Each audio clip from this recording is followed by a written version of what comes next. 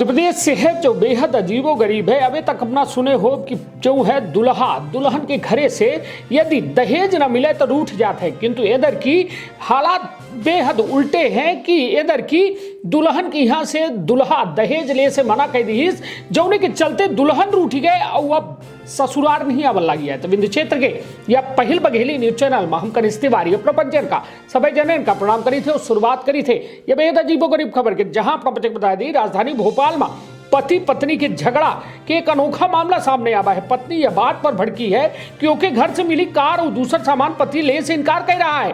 यह मुद्दा पर विवाद इतना बढ़ गया है कि पत्नी ससुराल जाएगा तैयार नहीं है।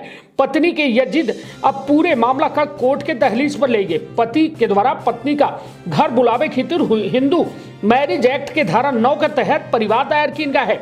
मामले में कोर्ट विचार चल रहा है। यह मामला राजधानी भोपाल के पास इलाका अरेरा कॉलोनी के है। पति के द्वारा पूरे मामला में जानकारी देके बतावा कि पुरुषन खातिर काम करे वाली संस्था भाई वेलफेयर सोसाइटी का दिन गई ही। पति के द्वारा संस्था का बतावा कि उनका घर जो है अरेरा कॉलोनी में E6 में है। उनका शादी है साल 14 फरवरी का भाई। शादी के हर रस्म का निभावे खातिर उनके द्वारा 1 रुपया के राशि ससुराल से लीन गई रही। एक के बाद ससुराल पक्ष के द्वारा उनका कार और गृहस्थी के पूरा सामान दीनगा। उनके द्वारा यह सामान ले से इनकार कर दिया गया। यह बात का लेके पत्नी नाराज हो गई, वो अपने घर वापस लौट गई। पत्नी बीते 3 महीना से ससुराल नहीं उठी लगा ही या बात पर अड़ी ही कि जब तक उनके माता पिता के दिन सामान नहीं ले तब तक पति के साथ न रही है। अपना बता दी जिला कोर्ट में परिवार मामला में काउंसलिंग कराई जा रही। काउंसलर के द्वारा पति का समझावा और महिला के मायका से मिले वाले सामान का कि वो दहेज का ना मना करें, वो अपना का कोनो डिमांड नहीं है।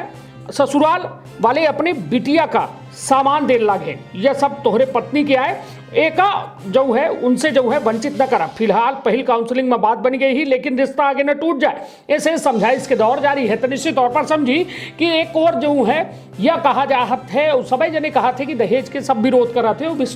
निश्चित तौर पर यह दहेज एक बेहद बड़ी सामाजिक बुराई है।